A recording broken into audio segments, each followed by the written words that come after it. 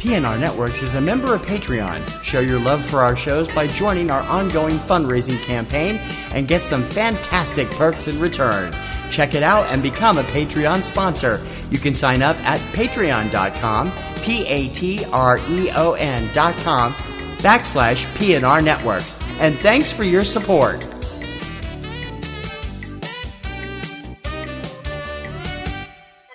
This podcast is a member of the Blueberry Network. Blueberry. No E's. That's Blueberry, BLUBRRY.com. Blueberry.com. This podcast is a proud member of the Lamb Podcasting Network. Find the network at largeassmovieblogs.com.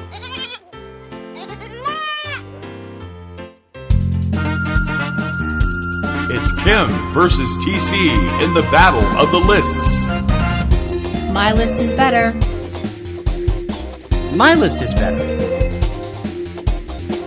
My list is better. No, it's not. My list is better. Kim or TC, who has the better list?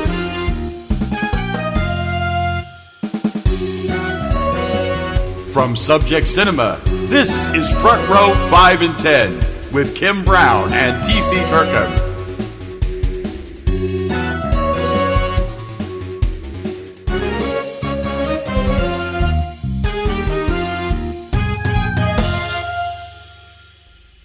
Hey folks, welcome to another week here at Front Row 5 and 10, brought to you by the good people that bring you Subject Cinema. That would be me and him, the me part of that being Kim Brown. And the him part being me, TC Kirkham. Yeah. Him and me, or he, me and her, or vous and moi. Yeah. Any number of those things. Well, how that nut and this nut, there whatever. we go. It's list time. Yes. I got to pick the list this week, and Yes, it was you lots did. of fun. We want your list ideas. If you've got an idea for a topic, we're glad to try and put together a list for it. Mm-hmm. Challenge us. Please. Give us something to do. Front row at PNRNetworks.com, and we hope that you will hear from you on that. I decided that this week, this is the first post-Thanksgiving, pre-Christmas, pre-holiday, so it's time. Doo-dah. So, it's time. We'll probably be doing other holiday stuff. Oh, we should, before we get started, we should say we hope everybody that celebrated had a very nice Thanksgiving. Yes. Okay. Yes. So, my list this week, I did it in this way. I don't know if you did it quite the same way. All right. My top 10 favorite goofiest holiday tunes. Okay. That's now, pretty much the way I did it. Did you do favorites, too? Because you said you were having trouble finding them. No, I went back and I was like, oh, I remember hearing that, and I remember liking that, and I remember hearing this, and oh my gosh, I haven't heard this forever. I can that guarantee kind of you. thing. Now, first of all, we're going to have a YouTube playlist where you can look at the music, listen to music, let's go look at the videos. And not all of mine are Christmas songs, I'll warn you right now. Well, they have to be holiday songs. They are holiday, they're not Christmas, though. There's Hanukkah stuff in there? Mm-hmm. Okay. Trying to be all-encompassing. Yeah, that's cool. Mm-hmm. What was I saying? Oh, we're going to have as many as we can on the YouTube playlist, which should be at the bottom of the page. Mm-hmm. Where we can post that with the show because, hey, they don't give everything away the way Spotify does, and some of the songs weren't available on Spotify. I will also tell you that I am well aware that Kim hates at least 4 of these songs. Not because I didn't put them on my list because she hates them. I put them on the list because they freaking crack me up. The fact that I hate them is just a bonus. Yes. Especially today, which is your birthday. I love you too, damn it. Okay. All right. So, let's get started. Top 10 goofiest holiday tunes. Okay. Take it away, darling. Okay. My number 10 is from an artist you are going to hear several times on my list, so get used to it now. It is from it's a song from a gentleman named Bob Rivers, and you picked a Bob Rivers song? I picked several, actually. Oh, wow. That's surprising. You don't normally like his stuff. There's a few songs that I like, and the first time I ever heard this, I was like, oh my gosh, this is just so ridiculous and outrageous and perfect. Mm-hmm. It's a song called I Am Santa Claus. And oh, yes, I forgot about that. It's done to the tune of Black Sabbath's classic I Am Iron Man, complete with the awesome guitar riffs at the beginning. And it's telling the story of Santa Claus, sung by someone who's doing a very good early Ozzy Osbourne. Before Ozzy completely lost his mind. It's just the first time you hear it. I don't like the fact kings to make it. Sharon! I don't know why I do that, because I get subjected to that every time. But it's so funny, because the thing that makes it so funny is that it's so on point with Iron Man. You know, the guitar riff at the beginning, and it's just perfect. The first time I heard it, I was like, oh my gosh, I know so many metalheads who would be screaming bloody murder at this, but I don't care. I love it. I think it's great. My number 10, Bob Rivers, I Am Santa Claus. Our friend Stacy's a big metal fan, and she loves that stuff. Yeah, she does. So, she actually really likes that song. Yeah, that's good. That was actually on my short list, but it didn't make my top 10. A lot of Bob Rivers stuff made my top 10, but not all of it did. So all right. That's one of them that didn't. My number 10 is a classic novelty song for Christmas, but it's the most recent recording, because I'd never heard of this song until this most recent recording. I guess it's been around. I did some research. It's been around since the mid-1950s. The original artist was an 11-year-old girl, Gail or Grace somebody. I forgot to write it down. I should have. And I'd never heard of this song until it came out in 2007 on what turned out to be the final album from the Captain and Tennille, the album The Secret of Christmas. The song is their version of I Want a Hippopotamus for Christmas. I have never heard of this song. Don't roll your eyes at me. Don't judge me. Don't steal my lines. Hey, somebody else was doing that way before you, sister. So just calm down. I don't know. I mean, this song is cute. It's a cute little goofy song. I actually listened to it yesterday for the first time, mostly all the way through, and I was like, this is actually kind of cute. It is cute. And I love the way Tony sings it. Tony does a great job. And, of course, Daryl and Tony surprisingly broke up 2 years ago. Mm-hmm. And now she's got this scathing memoir about their marriage out. Oh. And it's like, okay, because, who wouldn't want a hippopotamus for Christmas? I mean, who wouldn't want... It would take up a whole room. Who wouldn't want an animal that causes more deaths in Africa than lions and elephants combined? I can't see anything wrong with this at all. There's a lot of different versions of the song out there, but I love Captain Tennille's version, so check it out. It's from I think it's from 2007, if I'm not mistaken, was when The Secret of Christmas came out. I Want a Hippopotamus for Christmas. Okay. Number 9 on my list is... I had forgotten about this song until I started doing research, and I was like, oh my gosh, I remember this song, and it's funny, and at the same time, it's a little less funny nowadays, because we've got the NSA and the TSA and the Patriot Act and all this other stuff like that. And it's just really disturbing thinking of jolly old Saint Nick as a CIA spook. My number 9 is a song called Santa Claus is Watching You by Ray Stevens. Ray Stevens is an artist that a lot of people might remember for his more serious songs like Everything is Beautiful, and his much less serious songs like The Streak or Guitar Zan or stuff like that. Mississippi Squirrel Revival. Yeah. So on and so forth. Santa Claus is Watching You is talking about how Santa is keeping an eye on this guy's girlfriend to make sure that she doesn't cheat on him. Oh, lovely. Because we have trust issues for Christmas. Lovely Yay! Christmas issues there. And talking about Santa having wiretaps on people's phones and all this stuff like that. And I'm like, this used to be... Well, it's kind of like the creepy eye thing from that Mexican Santa Claus movie. I know. Ew. It's kind of like, this used to be a lot funnier before all of the, Before the Snowden revelations. Yeah. But I still like it. It's just because it's Ray Stevens and it's goofy as hell. So my number 9, Santa Claus is Watching You. I think we both have to admit that we're both huge Ray Stevens fans. Oh, definitely. I grew up listening to him, and my mom was a huge fan. My stepfather was a huge fan. I got introduced to him through Dr. Demento. Yeah, that makes sense because you were a huge fan of theirs. But I remember The Streak and Guitar Zan and Ahab the Arab and the Purple Pills thing. I can't remember the whole title of it. But he also did great stuff. Like his version of Misty is fantastic. The boogie woogie guitar version. Yeah. Everything is Beautiful. Everything is Beautiful. Awesome. Anyway, let's go back to the countdown. Number 9 on my list is... Now, I don't know how I don't know how fans feel about this. I assume that they don't have a problem with this the way they had a problem with the TV special. But it's so you have to risk. They wanted to capitalize on the popularity of the movie for one thing, and that's what brought on the holiday special, which was is now maligned as crap everywhere because the cast didn't want to do it and they had stupid names for the characters. Don't look at me that way. You know what I'm talking about.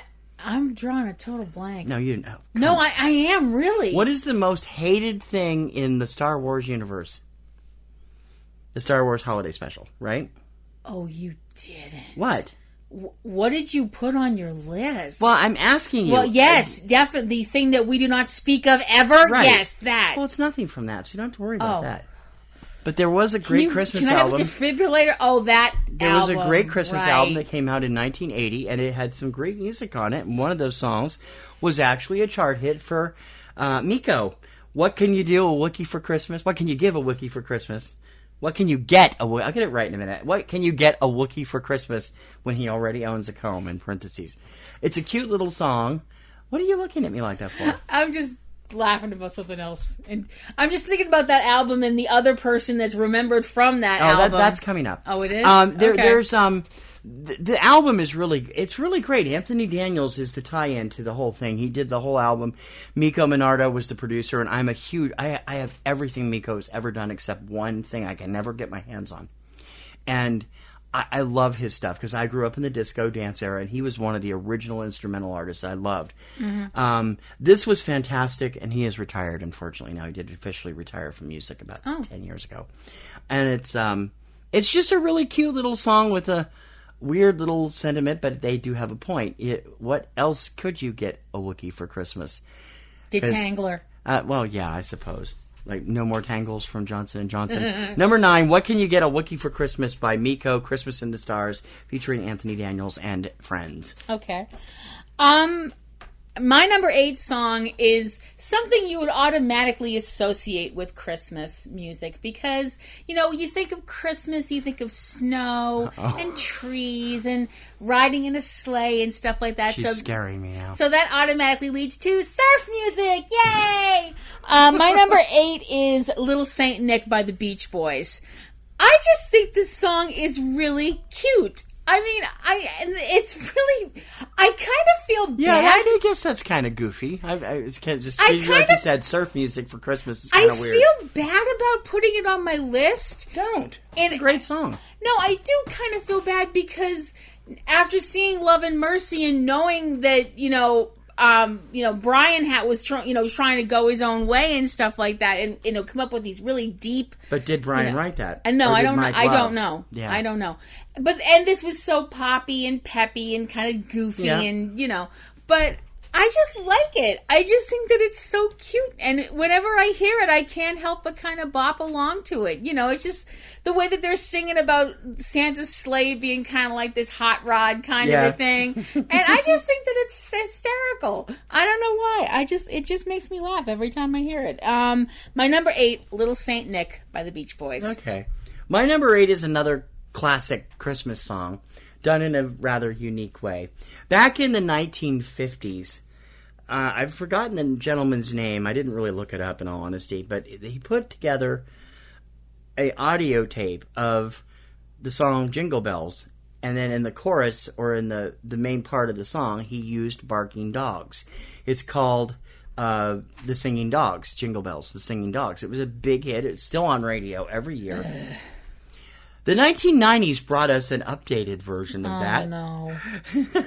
And this is one of the 4 things that Kim absolutely hates on my list. No, Kim will admit she hates this. My number 8 is Up on the Housetop by the Jingle Cats. I love this song. I was working Transworld Music's Coconuts chain at the time, and we played this all the time when we had a lot of people in the store and we wanted to get rid of them. I bet it worked. This album drove people out of the store, and so did RuPaul's Christmas album, which was just hideous. But it's cats manipulated meows to sing classic stuff, and Up on the Housetop was actually a single. It actually did get a lot of radio play the year it came out, and they have now 6 of those. There's 6 albums out from the Jingle Cats library, plus 2 more new singing dogs and singing animals, all different types of animals. And I did some checking on that. I never did buy them. And the song is really funny and it's cute. And it's the only one that's actually listenable. Kim hates Jingle Cats. My number 8 is Up on the Housetop by the Jingle Cats. I'm sorry, the cats sound like they're in pain. The cats sound like they're being tortured. I can't deal, man. I don't think Bob would like it either. No, I don't think Bob would like it either. See Subject Cinema last week if you're wondering what we're talking about. Okay, number 7 for me is a song that I will admit that I have never heard the actual version of this that I found online. I know this song from when I was a kid going to school in Saugus. And from the talent show. The you pageant, told me about the Christmas that. Yeah. pageant. Back when they still called them Christmas pageants and they weren't holiday festivals or what other stupid PC thing that they say now. Because God forbid you say something with Christ, in the title of it at Christmas time. Ranteth over. I learned. Hate mail goes to her. Well, I'm sorry. F you. You can't deal with This is Christmas stuff. Don't F you at Christmas stuff. No, I'm not F-Uing the Christmas stuff. I'm F-Uing the PC police. Anyway, every year, and I mean every year, they had this duet every Christmas pageant. And every year, this one girl, this one boy would sing this song. And it was cute the first year. It was cute every year. I mean, because they actually both had nice voices and they did a good job. And it's a very cute song. It works very well for a boy and a girl to sing together. It's a song called Nuttin' for Christmas by Stan Freberg. And it's basically saying that the people involved in this, I think in the original version of the song, it's done solo. Yeah, the original version was by Barry Gordon, who later became an actor on Fish, among other things, over the course of the 70s. Stan Freberg probably did a version of it at some point. That's the one I found. He might have produced it too. I don't know. Basically, the song is from the point of view of a child who's saying that they're not going to get anything for Christmas because they've been nuttin'. Somebody snitched on me. Because they've been nuttin' but bad. Mm-hmm. And when you listen to the song, you're like, yeah, you were a holy terror. It's you have no sympathy for this little monster. But it's something that I do remember from my youth, and I remember very fondly because the two people, I won't say their names. They were both small, blonde hair, blonde-haired girl, blonde-haired boy. They weren't related, but they looked like they could have been brother and sister. Now, what grades were you in when this was going high. on? Okay, that's okay. And they were doing it as high school seniors or something. No, that would have been creepy. No, they were supposed to be brother and sister when they were singing the song. Right. Uh-huh. And it was actually very cute. So my number 7, Nuttin' for Christmas. That's a good choice. That's a great song, and it's been done by a number of different artists over the years. Mm-hmm. My number 7 hasn't been, though. It's only been done by one artist, the person that wrote it. He's done a number... I'm surprised he hasn't done a whole album of Christmas music, because he slipped over Christmas music onto a number of his own regular albums. And although he's done 2 or 3 other songs, this is the only one that I like. And maybe it's because I like it because of the whole disaster scenario behind it, because I'm a disaster person, and you know that. And I'd still like to see what they would come up with if they tried to turn this into a movie. My number 7, Christmas at Ground Zero by Weird Al Yankovic. Weird Al's done other Christmas stuff, and I haven't found that, like, The Day Santa Went Crazy. The Night Santa Went Crazy. Yeah, I don't like that one. That's I kind of I don't like ew. that one either. I think that one's extremely mean-spirited. Stalkerish. Yeah, icky. But this is just Al at his goofiest possible how do I destroy Christmas moment. And it works really well. He's funny, and has a great little storyline. It's kind of like a sequel to Nature Trail to Hell, if you ask me. Because it's like, could be another wicked, weird movie in that way. You can look at it that way, yeah. Yeah, number 7, Christmas at Ground Zero by the one and only Weird Al Yankovic. Okay.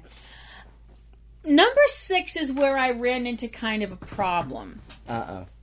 Because I remember hearing this on the radio several times, and I thought, I'm never going to find it. I did find it rather quickly, and found it on YouTube, so I know it's there. The problem is that there's several different people that take credit for it, so I don't really know exactly who did it. Okay. I'll help you figure it out if I can. My number 6 is Blue Christmas. That's the Porky Pig version? Yes. That was also on my list until I realized I couldn't find it on Spotify, so I dumped it. But it's a pair of DJs. It's not Bob Rivers. It's another pair of DJs and it's still never been released officially as a single. It's only available at Christmas time to radio stations. Okay. But you hear it all the time. The Elvis Presley classic Blue Christmas, it's a great as sung by Porky Pig, is one of the most fall-down, funny things you've ever heard in your life.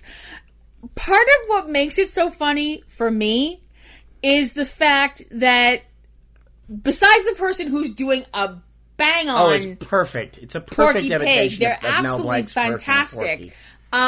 Is the person in the background who is losing it listening to this person sing. There's somebody in the background. It's the other DJ, because they did it on a morning show live, and it's been a big and they are thing. killing themselves laughing. And it is wicked funny. And it just makes you laugh harder. Yeah. And I know that some people might be like, now, like, this is the whole PC thing again. You know, I don't even know if they play it on radio stations anymore. Yeah, they do. They do? You can still hear it. Yeah. Because, you know, some people go, oh, you're making fun of somebody with a stutter. No, we're not. No, it's you're Porky not. Pig. Drew Lynch would probably have laughed his head off at something like that. So my number 6, Blue Christmas, as sung by Porky Pig. Porky Pig. I had that on my list until I realized it wasn't an official release, and that's why I took it off and put Captain Tennille on instead. But, you know... The first time I ever heard that, I was at work. There was another lady with me that she had a wicked sense of humor, and they played it on the Hot 9 at 9 or whatever it was. And we didn't have any customers on in the store. And we were listening to this, and all of a sudden we heard this stutter, and we turned to the radio. We were both almost on the floor laughing with this thing. It's a great, great number. My number 6 is, I think, the definitive of all the Bob Rivers stuff. It became widely played the same year Blue Christmas came out, actually, I think. Rivers is a DJ in Seattle, and he's been around for a number of years. And completely insane. He is insane. I mean that in the nicest possible way. Some of his more recent stuff that I've only heard a few times, like what if Eminem did Jingle Bells? That's funny. You got I Am Santa Claus. I almost put it's on. good. I almost did. Walking Around in Women's Underwear and a few other things. He's done a visit from St. Nicholson. But there's nothing like this because it's PC light. It's very PC and doesn't actually... but you got to make sure... Whatever you do when it plays on the radio, if you've got a kid under the age of 10, tell them to leave the room. Because they're going to freak out when they hear the chimney song. Otherwise known as, there's something stuck up in the chimney and I don't know what it is. The first time I heard that, I was busting a gut. I'm like, oh my God. I was so sick of Grandma Got Run Over by a Reindeer. That didn't make my list. I'm sure it didn't make yours either, right? Or it did. Okay. It did. Okay. That's a surprise because I didn't think you liked it. It did because of the staying power of it. Okay. Well, I didn't. It didn't make my list because I'm tired of it, and I never get tired of this. And they came out around the same time. The Chimney Song is just because it's done by what sounds like maybe an 8-year-old kid. Rivers. I think Rivers' son did the vocal. That's a boy? Yeah. Yeah, I think so. It's just, especially when you. Maybe the reason I sound so surprised is because I actually did see a cartoon version of it on YouTube. Oh, it might be a little girl. I don't know. It might be a little girl. I don't know. In the cartoon. I never looked it up, but there's that one line about, the whole all week long, and my brother says he's already here. Mm-hmm. I'm like, ew.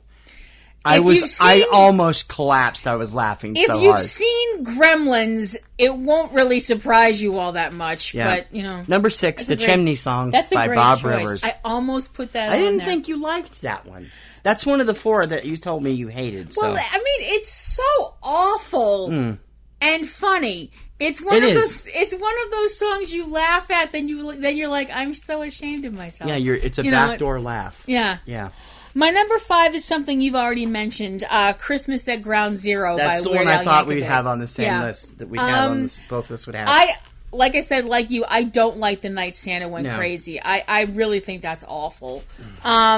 Sorry, Al. I don't. Yeah. Well, Al's not always perfect. He I just don't find that funny. So. I think it's really is. Yeah. But Christmas at Ground Zero, which has that very kind of, it's got a definite 1950s feel to it. The whole Cold War thing, and it obviously it sounds like a bad sci-fi movie. The whole nuclear Armageddon thing, which they were very prepared to have happen in the 50s with the Cold War and all that stuff. I think that the way it's done is really... I think it's one of Al's best songs. So my number 5, Christmas at Ground Zero. See, that's that. It's a great little number. And I wish he had done other stuff as good as that. Because that one's really good. My number 5, you don't like either. I don't know whether you could say you hate it or not. But I discovered this a couple years after it came out. And I'm sitting there listening to it. And I'm watching the video. And I'm like... oh my God, this is really funny. And it's like, because it fits so well in the character. And at that particular time, the person behind the character was our number 1 male rising star that year. And we're like, I thought it was hysterical. My number 5 is Christmas is Creepy by Fred Figglehorn, otherwise known as Lucas Crookshank. Otherwise known as Me Leaving the Room. This song is so funny because the lyrics of it talk about snowman come to life. That would be creepy. It's all the children's specials, classic children's specials. Yeah. And Fred finds them completely creepy. Fred finds them completely creepy. I can't do that voice. I'm sorry. I'm not even going to try because I'll end up hoarse. You'll end up with a pulled Lucas did a great groin little album called Attacking Christmas with Fred in 2009, and it's filled with goofy Fredisms, and that one is just it's funny. It's really good, and it because it does take pot shots at the shows that we grew up loving. Well, it not only takes pot shots at them, but it's also just the whole idea behind Santa Claus sneaking in the house like a burglar. That's creepy. Yeah, it's like, okay. I really would not want to play that song for someone that's like an impressionable child. No, under that's 10 not a should not listen to it. Number 5, Christmas is Creepy, Fred Figglehorn, a.k.a. Lucas Crookshank. Okay. Number 4 for me is proof that I'm trying to be all-inclusive. And stray away from Christmas, straight up Christmas songs by talking about somebody else's religion. My number 4 is the Hanukkah song. By Adam Sandler. That was on my short list too. Version 1. Yeah, because he's done like 6 or 7 of them that are just insane. The Hanukkah song is taken from the point of view of someone who is of the Jewish faith, which Adam Sandler is, talking about, something that a lot of Catholics and Christians don't think about, the fact that there are people out there who don't celebrate the way we do. No. And that it must be kind of awkward for them sometimes. And it must be kind of awkward for small children who don't understand why they can't have a Christmas tree, why Santa doesn't come to their house, and that kind of a thing. This is actually, and this song talks about all of the people that he can think of at that time that are celebrities that also happen to be Jewish, and having pride in your faith and having pride in the fact that that you have all these famous people that share your beliefs. And any song that talks about spinning a dreidel with Captain Kirk and Mr. Spock, both Jewish, I mean, hell, that's going to be on my list. Seriously, how is that not going to be on my list? My number 4, the Hanukkah song by Adam Sandler. That's a great choice. I came real close. It was on the top 10 for a little while till I started tweaking it. My number 4 is goofy because it's serious. Now, this sounds really crazy, but we discovered this in the excellent documentary Jingle Bell Rocks a couple years ago. And it is one of the most pretentious songs. I don't mean to be nasty to the group. The group that did it was a brother and sister group called the Free Design. They were out of Delavan, New York. 2 words, folk music. No, actually, they describe it as sunshine pop. Oh, I think I just threw up in my mouth a little bit. Also later called Baroque pop. I call it Up With People pop, which is what it sounds like.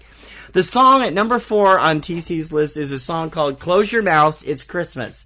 We found this on Jingle Bell Rocks. It's from their album Stars, Time, Bubbles, Love. That's the name of the album, I swear. And I just threw up in my mouth again. Now, listen to the lyrics of this. There's a lot of fa-la-la-la-las in here, too. Close your mouth except to say fa-la-la-la-la. You might get something happening. This season has a secret joy that some are missing. We could all find it if we just once listen. And the chorus is, put your big bank book back in the drawer. Bring your mind and body back from the store. Get to know the people in your house. You might like them. Can I have a paper bag? I'm about to be violently ill. Now, there really isn't mention of Christmas except for the fa-la-la-la-las, and it was originally included in an Armed Forces Christmas album in 1968. Where did they ship it to? Guantanamo? But it was... they have influenced... People who have considered this group influence include Stereolab, Pizzicato 5, Beck, the High Llamas, all these independent... alternative performers. And the music is... Well, Stepfordish. It is Stepfordish, and so is the band. But the song, you can barely understand the lyrics because it's almost in that very late 60s kind of mod way. You've got the mod drums and stuff, and the vocals are so muddled that you can only... They're muddled, but they're chirpy. Yeah, it's they're like... You can barely understand what they're saying.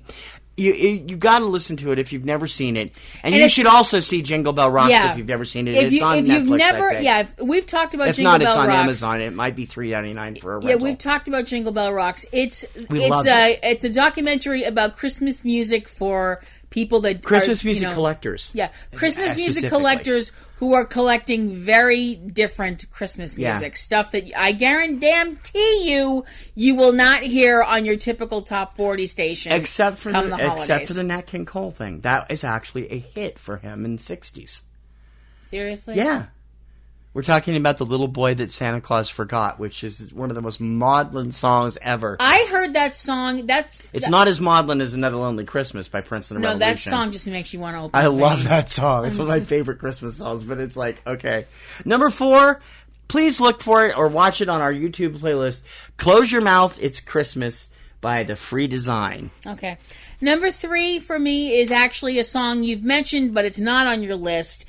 Grandma Got Run Over by a Reindeer by Elmo and Patsy. I'm surprised that's on your list because you've said you didn't really like it. Well, I gotta be honest, the first time I heard it, I just killed myself laughing. Yeah, I did too. I just got tired of it because they just never stopped running it. What I thought was, the reason that it's so high on my list is because I haven't heard it for a long time. It's been a while, yeah. They stopped kind of oversaturating it. So when I do hear it now, I'm like, oh gosh, I haven't heard that in so long. And it still makes me laugh because I am a sadistic SOB sometimes. And several other people have done covers, including Ray Stevens. Yes. So, yeah. Several people have done their own versions and changed the lyrics to suit what they want to slam on, including a lovely version that was done by some DJs out on the West Coast. I think it was Oregon or Washington or somewhere. But it made its way to Massachusetts at the time when the New Kids backlash started,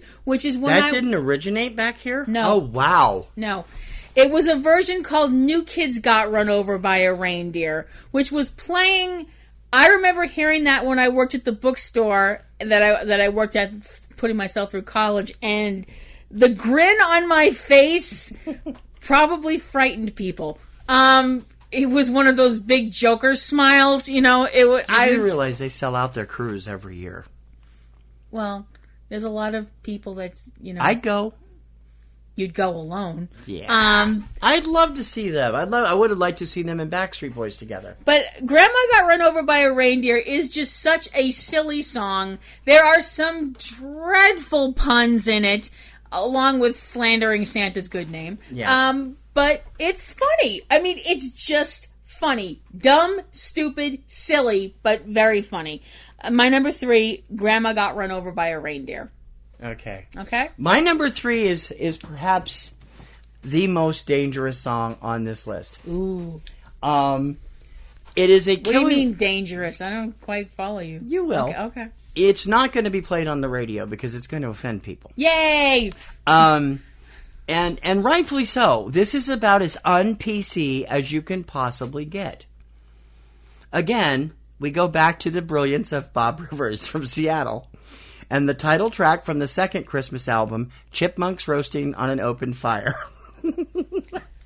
Now, I love this. The first time I heard it, I was in freaking hysterics. I was listening to it on the train. I'd never heard it. And I'm like, oh my God. Because that's always a good idea to listen to stuff Now, like this on the train. The gentleman that does the vocals, it's based on the Nat King Cole version of the Christmas song.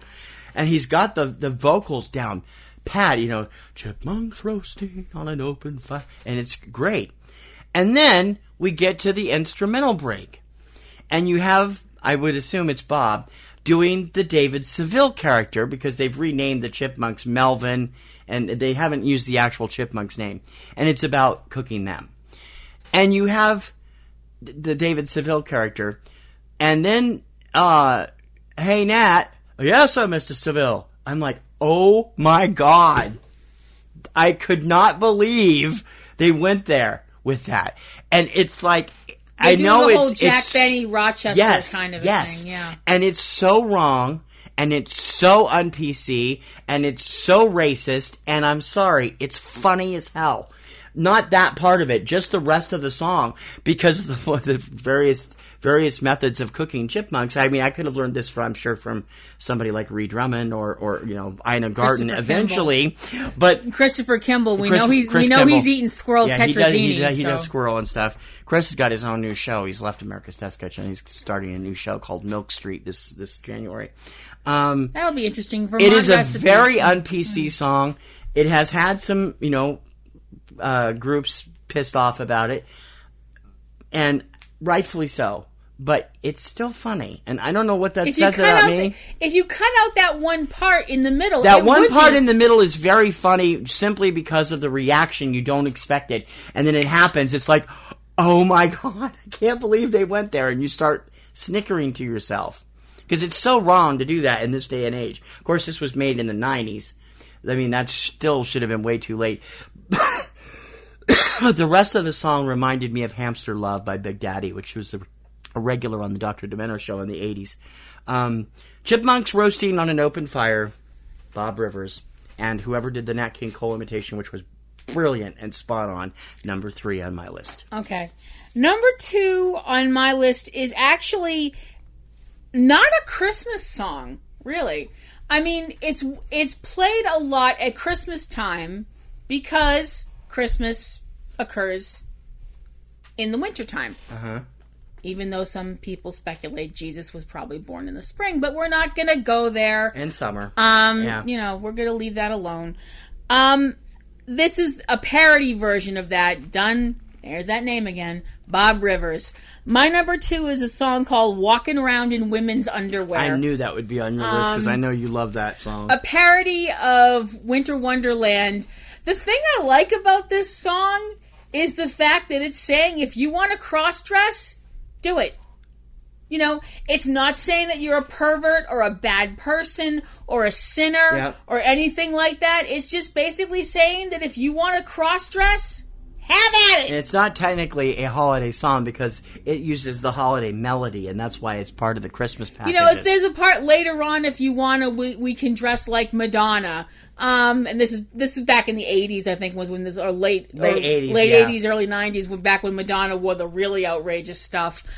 It's just, I like the fact that I tend to view this song as I don't know if I want to call it a plea for tolerance, because I think that's giving it entirely too much credit, but Acceptance, at least, not necessarily tolerance. Acceptance for yourself. Right. Acceptance for the fact that if you got a freak flag, fly it high, baby. You know? And I'm all about that. I'm fine with that. Mm-hmm.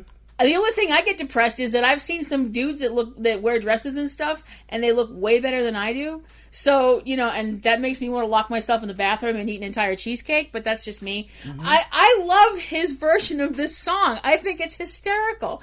And I just thought the way it was done was so clever. You know, I mean, if you heard the song, the original version of the song, there's nothing to it that would make you think, you know what this song makes me think of? Transvestism. You know, I just like how Rivers decided to just go out there and just Ed Wood all over everything. Totally! You know, I'm sorry. That's a really odd description, but it's perfect. My number 2, Walking Around in Women's Underwear by Bob Rivers. My number 2 is that song you thought about earlier. It's that rare song that features the debut of a really popular singer well before he actually became popular. When the Star Wars Christmas and the Stars album was made in 1979 and 1980, they were recording with Anthony Daniels and a number of people in the show, as well as, you know, studio people. And the producer of the album was a longtime Miko Monardo compatriot named Tony Bongiovi. He had done a whole bunch of stuff for Miko and also for other stuff for Casablanca Records over the years. They were getting ready to record a song, and they couldn't find a singer for it. They had the children's chorus, but they hadn't found somebody that could do the lead. And Tony's like, hey, I got my cousin. He's a singer. Let me call him in. Come in, and he can do it. So he did. And that is the vocal debut of rock star John Bon Jovi. He was 18 years old when he did the lead vocal on Christmas is in the Stars, R2-D2, We Wish You a Merry Christmas, my number 2 song on the list. It's actually spelled differently on the album. I discovered it. I mean, this didn't really become public knowledge until just the last 10 years or so. When I first noticed it was back in the late 80s, and I'm looking at the liner notes, and I'm like, John Bon Jovi, John, number 1, Bon Jovi, Bongeovi. No, that can't be the same person. And I started digging around, and it is. John Bon Jovi made his professional singing debut. He was working at the studio at the time as a janitor on this song. Yeah. And it was the flip side of the what can you get a Wookiee for Christmas? Number 2 on my goofiest top 10 list, R2-D2, We Wish You a Merry Christmas by Miko. And now you know the rest of the story, as Paul Harvey used to say. How long between the time when this came out and then Bon Jovi's first album? 3 years? First album, 4 years. John was 22 when the first album came out with Runaway and She Don't Know Me. Mm-hmm. And you can't even, I mean, he developed that rock growl by that point. Mm-hmm. If you ever hear, I mean, you can find, R2-D2 Wishing You a Christmas will be on the list. It is on YouTube, so we were able to find it. You'd never believe that's the same kid, but it is. And he admits it. He doesn't disown it at all. No. He's like, that was the first thing I ever did. Why would you disown it? You're part of the Star Wars. Well, he did for years until people really started finding proof, and it's like, okay, better come out with it. So that's number 2. Number 1 for me on my list of goofy Christmas songs is the strange thing is I think a lot of people can relate to this song. Whether or not they're going to admit it is another story. Once again, it's from the twisted mind that is Bob Rivers. My number 1, The 12 Pains of Christmas. Now, I will be the first to admit that now this song is incredibly dated. Although it is, yeah, because the internet was just barely getting started when that came out, and it's changed everything from what that is, sending Christmas cards and all that stuff. Yeah. So. The song is taking the traditional song, 12 Days of Christmas, and talking about the 12 things that make people nuts at Christmas time. Talking about bratty children, having to send Christmas cards, the whole fact that when you string up lights and one light goes out and they all go out, and all this stuff like that. Now, granted, like you mentioned, it's kind of funny because I was thinking how dated this was now, because the whole thing of there's one of the lyrics is this little boy who is crying how he wants a transformer for Christmas. And I was thinking, wow, that's really... No, actually, that's not dated anymore, is it? It keeps coming in and out of fashion. Yeah, I know. And it never actually really went away, to be perfectly honest. No, but it fell and then rose in popularity, but it was always there. True. Yeah. That's true. And like you mentioned, I mean, it is really kind of dated now when you have... you have the internet so people can go shopping on there and not have to kill themselves at Black Friday sales, although people and not very many people actually send Christmas cards. They send Christmas emails now, so it's like, okay. Yeah, but it's really funny because you can sit there, I swear, you can sit there and listen to this song, and something in this song, some lyric somewhere, will make you go, yep. It completely, totally will. My number one, Bob Rivers, The 12 Pains of Christmas. There's so many different really cool versions of that song over the years. Variations. 12 Days of Christmas. 12 Days of Christmas. Bob and Doug McKenzie had a big hit with their version in the 80s, although it's fallen out of favor now because it's so on PC. Right. I like the remake of the original lyrics by Reliant K. If you've never heard this, it's kind of like Stryper's Winter Wonderland, where they've taken the original song and rocked it out and thrown in an extra verse which says what's a partridge and what's a pear tree, sound like sucky gifts anyway, or whatever it was. Right. And well, they do actually when you think about it. Yeah, and it's a freaking hilarious song and a really well done version. And if you've never heard it, check it out. But that's just brought that to mind. My number one, we're going back to the gentleman that was on the chart earlier. The first time I saw this, I was totally falling off the proverbial bus or train seat, and I still, it is now, of all the novelty songs, it's the one that I play more than anything. You want to go listen? I have a Spotify top 10 Christmas should have been monster hits. The 10 songs that you should hear on the radio every year that you don't hear on it. There's songs, I mean, that should have become, what do they call those? Annuals. Annuals, like Merry Christmas, Darling by the Carpenters. The most recent annual really is probably Christmas Shoes, which came out in 2000. Or maybe one of Amy Grant's songs. And don't listen to that if you don't want to be crying. Because there's so many good songs that have been completely ignored by radio.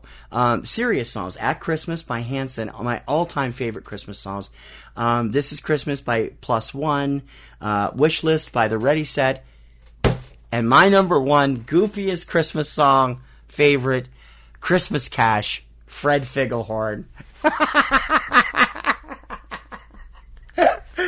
Lucas is hilarious with this song. You have to admit. You have to admit. I don't have to admit anything. I'm taking the fifth. I am not admitting anything. Fred is a lot for some people to take. Yeah, he is. A whole lot. I hate that show. I'm not a big fan of the show. I'm not a big fan of the movies. But Lucas is a genuinely talented guy who created Fred when he was 13 years old and ran with it and became a superstar on Nickelodeon for 5 years.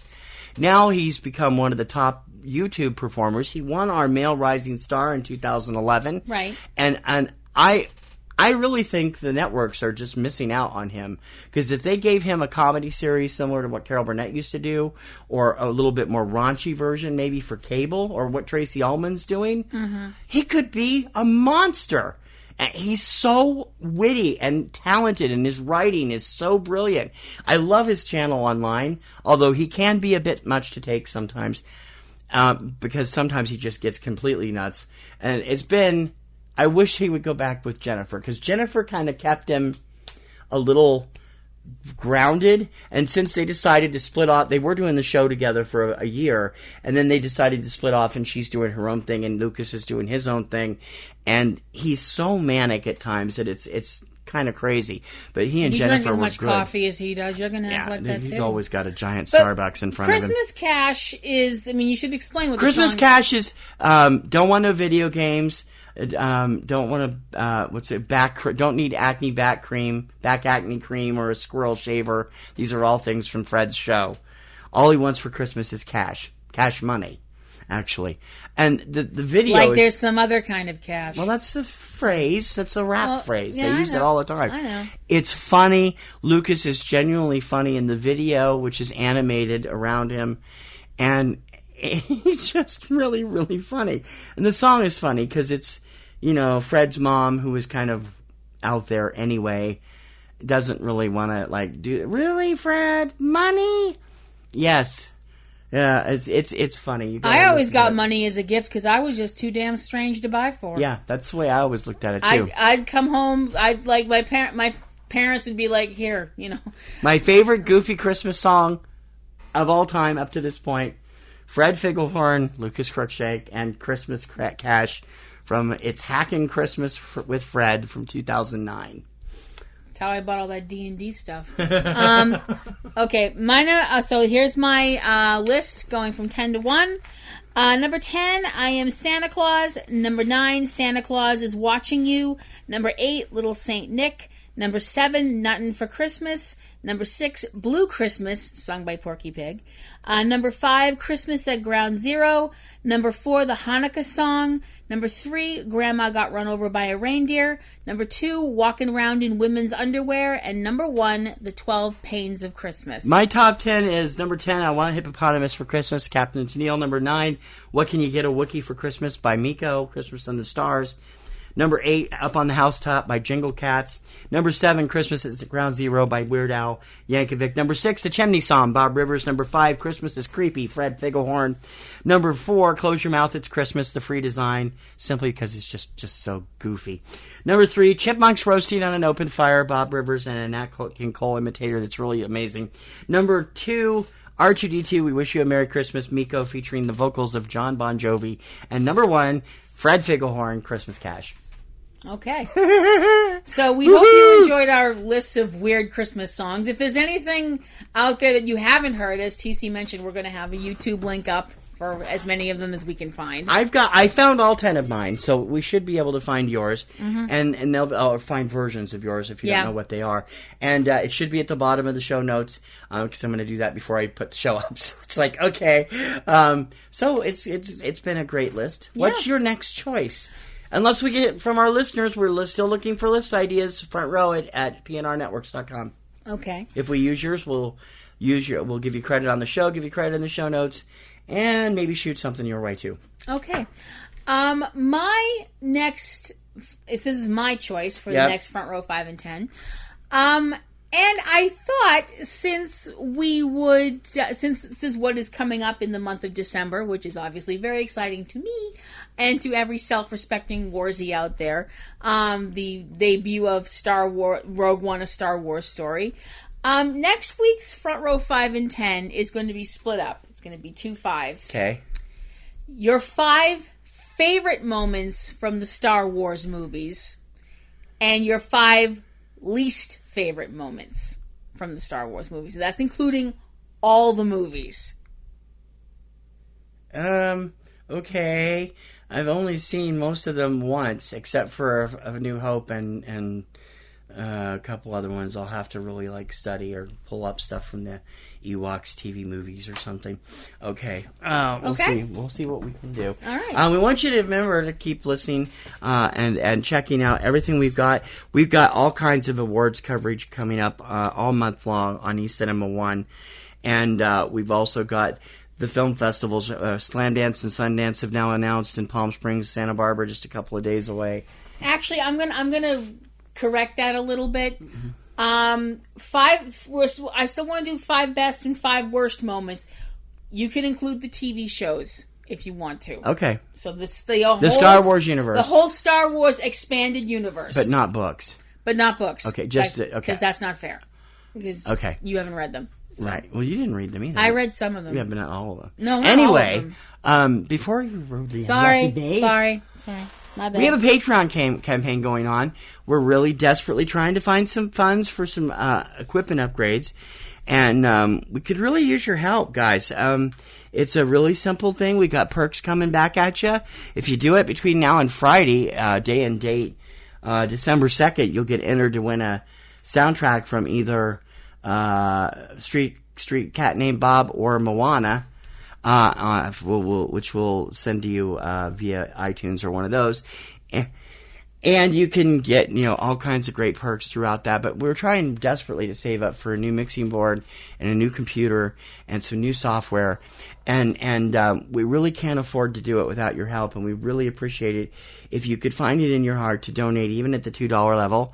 And it's a monthly recurring donation. And you can, go anywhere from $2 to $100. And we could definitely use whatever you could throw our way. So many people on Patreon have found it a great place to be, and we're hoping we will too. So please go over to check it out at patreon.com/PNRNetworks. And don't forget to check out all the shows, because the Patreon account benefits all of our stuff, all of our sites, and all of our shows. Subject Cinema, Sundays around 7 p.m. Eastern. We'll be doing a lot of year-end stuff in the next few weeks, and also awards coverage and reviews and catch-up stuff and awards and craziness and okay. I'm okay now. No, you're not. Also, this show on Wednesdays, we have Tuesday Digidex on Tuesdays and 3 Minute Weekend on Fridays, showing you the latest new releases on DVD and in theaters. Right. Platinum Rose's Garden. Platinum Rose's Garden will be back this week. My show is all about the TV show Supernatural, now in its 12th season on the CW. Woo! And this week I will be looking at this coming week's episode, Rock Never Dies, and I will be doing an episode review, and I hope you guys will come and check that out. And also check out Cavebabble with Eric and Valerie Lyon over at cavebabble.com. And don't forget that we would love it if you could spread the word to everybody that we're out here and take a listen and tell people, hey, I listen to these great podcasts. You got to go check them out. And hopefully, one will tell somebody else, and they'll tell two friends, and so on, and so on, and so on. Like those bad hair color, was it hair color or shampoo commercials? Shampoo. Yeah. Oh, yeah. Wasn't it, gee, your hair smells terrific that you use those? Anyway, daisy chain. That's what's important. Or ghost-to-ghost hookup, as we used to say in Three Investigators lingo. Let people know we're here. Mm-hmm. And don't forget to leave comments on iTunes and subscribe on iTunes or your favorite podcast service. Subject Cinema and Front Row 5 and 10 are available on the most, including Stitcher, TuneIn.com, iHeartRadio, SoundCloud, YouTube, and everywhere else. So please go check it out and subscribe and leave us comments over there too. Star Wars moments. Okay, that'll be fun. I guess we're going to head on out then. I guess we are. And so we're signing off here for another week at Front Row 5 and 10. I'm Kim Brown. I'm TC Kirkham. And we hope that you guys will put us at the top of your list. Bye-bye now.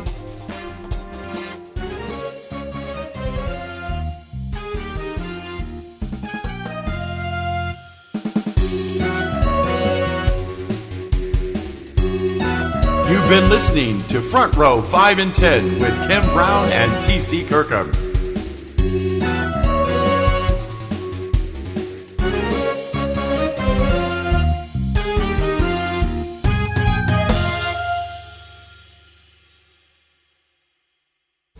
Podcasting's choice.